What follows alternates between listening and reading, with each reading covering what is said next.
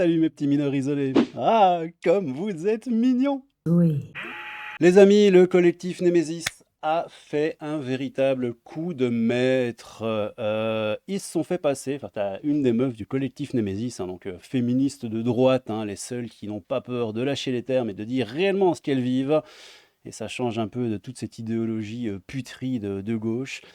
Eh ben, l'une de leurs militantes s'est fait passer, c'est très très drôle et c'est hallucinant. Elle se fait passer pour une universitaire qui fait une thèse, une maîtrise ou un mémoire si tu préfères. Je suis à moitié en sociologie, à moitié en géographie, je fais un master, est-ce que vous pouvez répondre à mes questions?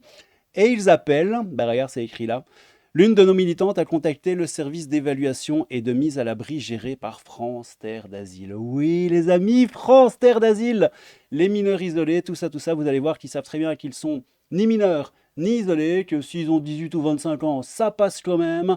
C'est incroyable. Sans surprise, elle confirme aussi qu'une grande partie ne sont absolument pas mineurs et le justifie ainsi. En Afrique, ce ne sont pas les mêmes codes. Un jeune qui n'est pas marié, qui n'a pas d'enfant, il est considéré comme un enfant même s'il a 25 ans. C'est la meuf qui est là à l'autre bout du fil qui dit ça, entre autres, d'autres dingueries. Vous n'êtes absolument pas prêts.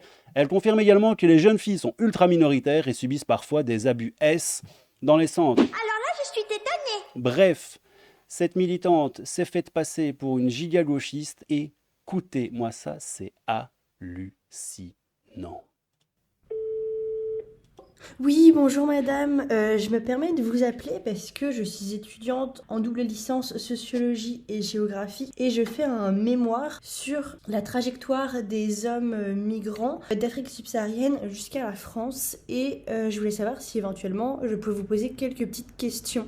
Répondre, oui. Je voulais savoir déjà quels étaient les critères vraiment pour rentrer dans votre service. Qu'ils soient mineurs, isolés et étrangers. Et je sais que par exemple, je crois que c'est la sécurité sociale qui veut leur faire des tests osseux pour savoir s'ils sont mineurs, mais c'est Alors, ça assez n'existe controversé. plus. D'accord. Normalement, ça ne se fait plus. Et donc maintenant, vu qu'il n'y a plus les tests osseux, comment on fait les tests pour savoir si justement ils sont vraiment mineurs ou pas? Alors, on peut pas. La réalité, c'est qu'on va quand même regarder au faciès de son histoire. Alors, il y a des jeunes qui vont qui vont peut-être être dans la tranche, nous dire qu'ils ont 17 ans alors que peut-être ils ont la vingtaine. Oui. À cet âge-là, on peut pas forcément le voir. Hein. Vraiment, dans l'évaluation qui va se faire, on va leur poser plein de questions. D'accord. Il y a des enfants, des jeunes qui vont le dire de manière très spontanée. Et il y a d'autres, c'est vraiment une récitation. Donc, ils vont vous dire, là, j'ai fait ça. La réalité, Oui. C'est pas très naturel.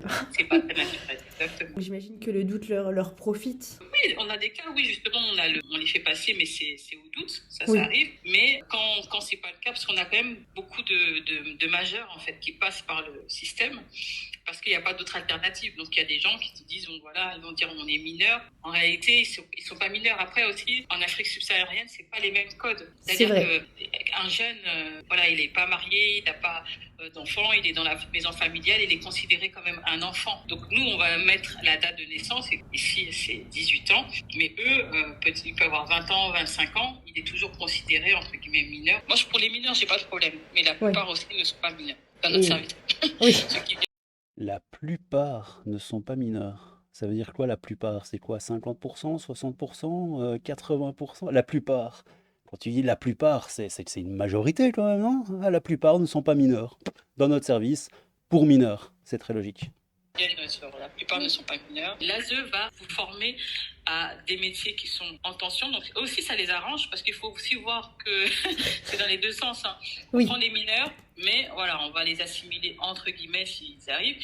Et le but, c'est après que ces jeunes-là puissent faire des métiers que les gens n'ont pas envie de faire. Moi, au début, quand j'ai commencé, Les fameux métiers en tension, c'est le néosclavagisme dont on a parlé tout à l'heure. Attendez, on va revenir, je sais, c'est hallucinant. après que ces jeunes-là puissent faire des métiers que les gens n'ont pas envie de faire. Moi, au début, quand j'ai commencé, je ne savais pas et effectivement, on avait constaté que c'était ça. Même ceux qui viennent très tôt, qui ont 10 ans, tout de suite, on les insère dans des voies de professionnels. Est-ce qu'il y a quand même des filles ou pas qui transitent par vos centres ou pas trop? Alors, dans tous les garçons, de toute façon, d'un certain âge, on les met à l'hôtel. Les D'accord. autres vulnérables, donc tout petits et les femmes, on les met en foyer. Mais c'est pas facile.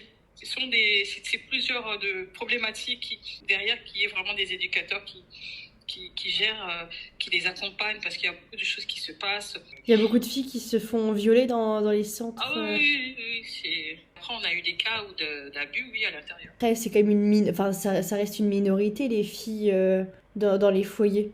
Dans les foyers, elles sont minoritaires. À ton avis, elles sont combien de pourcents plus ou moins dans les foyers? Tu vas dire quoi? 20, 25, 30? T'es tellement loin du compte. Dans le cadre de l'évaluation. Mais nous, dans notre service d'évaluation, il y a beaucoup plus de garçons que de filles. C'est vrai que c'est souvent le cas quand même. Dans le cadre des migrations, c'est quelque chose que j'ai pu Ils sont moins de observer. 5%, moins de 5%. Ah oui. Et donc tous Moins de 5%, les gars. ces jeunes, ils vous sont envoyés par le gouvernement ou par... En fait, ils ont notre adresse depuis, depuis l'Espagne, depuis l'Afrique. Ils savent qu'ils vont venir ici. C'est quoi? C'est des passeurs qui donnent l'adresse de votre centre? Oui. Et des fois, on avait des cas où on avait des passeurs qui étaient devant, qui s'assuraient que les jeunes étaient bien arrivés et tout ça. Donc ça reste quand même des passeurs assez bienveillants en fait au fond. Non. Ah non? C'est du business. Des passeurs assez bienveillants? Non. Non. C'est ouf. C'est complètement ouf. C'est du business. Passeurs assez bienveillants en fait au fond. Non. Ah non? C'est du business. C'est déjà s'assurer que la personne est sur place. Est-ce que si la personne n'a pas payé, la personne peut se positionner pour vérifier, intimider? Ah oui. Oh. On n'est pas du tout dans l'aide humanitaire, hein, les gars. Ils vous ramènent des gens qui vont faire des métiers en tension, qui vont baisser totalement les salaires. C'est une main-d'œuvre, en fait, c'est une main-d'œuvre quasi gratuite pour les grands patrons. C'est absolument dingue. Et ils le savent tous très très bien. Est-ce que si la personne n'a pas payé, la personne peut se positionner pour vérifier, intimider? Ah oui. Oh. C'est vrai. Non, c'est pas du tout. Enfin, les passeurs agressent beaucoup les jeunes qui n'ont pas payé. Ce qu'on sait, c'est qu'ils exercent une réelle pression sur les personnes qui arrivent sur place. Pour moi, c'est vraiment quelque chose de très bien organisé. Quelque chose de très bien organisé, les gars. C'est incroyable. Et j'ai presque envie, vous savez quoi? J'ai presque envie de vous faire un petit parallèle. Regardez-moi ça. Voilà, petit parallèle ici. LCI, si la France veut continuer à croître sa richesse pour servir le mode de vie de sa population, hein, c'est de votre faute évidemment, elle a besoin de migrants. Oui les amis, car je vous spoil parce que vous ne faites pas assez d'enfants. Et c'est Carlos Tavares. Et Carlos Tavares, hein, il a fait toute sa carrière chez le constructeur automobile Renault avant de prendre la tête du groupe PSA. PSA, c'est l'acronyme de Peugeot Société Anonyme. Et le mec, c'est pas n'importe qui, car c'est un des plus grands patrons de France, hein, du CAC 40. Les polémiques sur son salaire, hein, Carlos Tavares y est habitué, le dirigeant de Stellantis, pardon. C'est Stellantis, c'est et à la fois Peugeot et aussi Fiat Chrysler. Ouais, c'est la fusion de PSA avec Fiat Chrysler. Enfin bon, bref, c'est un gros ponte de l'automobile. Et le mec, en 2023, les actionnaires ont approuvé une enveloppe pouvant aller jusqu'à 36,5 millions d'euros. Voilà, le mec, c'est un gros ponte. Et ce gars-là, il nous dit quoi, les amis? Écoutez-moi ça. Je trouvais ça rigolo de mettre ça en parallèle avec cette histoire de migrants et de Némésis. Écoutez. Un mot encore, puisqu'on va parler ce soir aussi beaucoup de la migration. Vous savez que la France est prête à adopter en 2025 une nouvelle loi sur la migration qui ira dans le sens d'un durcissement. Le patronat, notamment allemand, a beaucoup dit, nous les patrons, nous avons besoin de migrants pour travailler. Ce à quoi on leur rétorque souvent, c'est pour avoir des salaires plus bas. Est-ce que la France a besoin de migrants pour faire tourner vos usines? Alors, ce que je dis sur ce thème qui est fondamental, c'est pas de bébé, pas de futur. N'oubliez pas la question. Hein. La question, c'est donc, est-ce que vous avez besoin de migrants pour faire tourner vos usines? On garde bien la question en tête, les potos. Besoin de migrants pour faire tourner vos usines? Alors, ce que je dis sur ce thème qui est fondamental, c'est pas de bébé, pas de futur. Donc, ce problème-là, il commence par le taux de natalité. Ça se décrète pas, vous savez très bien. C'est pas facile à décréter. Je sais bien, mais je cherche pas à imposer ça.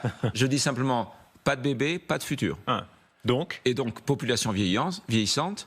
Et donc, si vous voulez créer de la richesse pour protéger votre mode de vie, il va falloir qu'il y ait des gens qui vous aident à créer la richesse. Donc, vous avez besoin de migrants, vous avez besoin de migration. Je suis dans un pays, au Portugal, avec une population vieillissante incroyable. Dans la région où j'habite, plus de 80% de la population a plus de 65 ans. Donc, il est évident que oui. Il est évident que, si je prends à nouveau l'exemple du Portugal, pour essayer de attendez, c'est facile le Portugal, oui, vous gérez les émotions. Ouais, enfin, le Portugal, c'est la terre aussi des boomers, et c'est la terre des retraités. Donc, bon, Portugal, oui, vous gérez les émotions. Non, là, c'est la prudence, là. Parlez de la France. Oui, ben, la France doit faire de même. Si la France veut continuer à accroître sa richesse pour servir le mode de vie de sa population, elle a besoin. Elle a besoin de migrants. Et donc, on revient sur Némésis et sur ce que nous disait la meuf. Hein. L'ASE va vous former à des métiers qui sont en tension. Donc aussi, ça les arrange parce qu'il faut aussi voir que c'est dans les deux sens. Hein. Oui. On prend des mineurs, mais voilà, on va les assimiler entre guillemets s'ils arrivent. Et le but, c'est après que ces jeunes-là puissent faire des métiers que les gens n'ont pas envie de faire. Moi, Voilà, il va falloir que ces gens-là travaillent, hein, parce qu'il n'y a pas assez de bébés et que Tavares, là, c'était ça son nom quoi, Pedro Tavares, Guillaume Tavares, c'était comment? C'était Carlos Tavares, hein, Carlos Tavares a besoin de sclaves dans ses usines. Bon, les gars, qu'est-ce que vous en pensez? Moi, je trouve ça hallucinant. Mais sans déconner, hein, je suis pas en train de dire ouais c'est hallucinant pour faire oh c'est hallucinant. Non, non, je trouve ça réellement hallucinant que ces gonzesses savent exactement ce qui se passe. Mais voilà, les bonnes âmes de gauche, les bonnes âmes de gauche. Et le pire, c'est que t'as qu'à leur téléphoner. Te faire passer pour une gauchiste qui fait une double thèse en sociologie, en géographie, poser des questions et ils te balancent toute la sauce. C'est absolument incroyable. C'est complètement dingue. Bon, qu'est-ce que vous en avez pensé? N'hésitez pas à me dire en commentaire ce que vous pensez de ce témoignage de fou furieux. Je vous fais des petits bisous, c'était le Crabe Fantôme, un peu de crabe, beaucoup de fantômes. On se retrouve pour une prochaine vidéo. Je vous aime tous, sauf un, mais je ne dirai pas qui c'est. À bientôt les petits potos. C'était dingue. Réellement, ce témoignage était complètement hallucinant. Je vous embrasse très fort. À bientôt les petits loulous. Je vous aime tous, sauf un, mais je ne dirai pas qui c'est. À bientôt. Tchou! entre guillemets,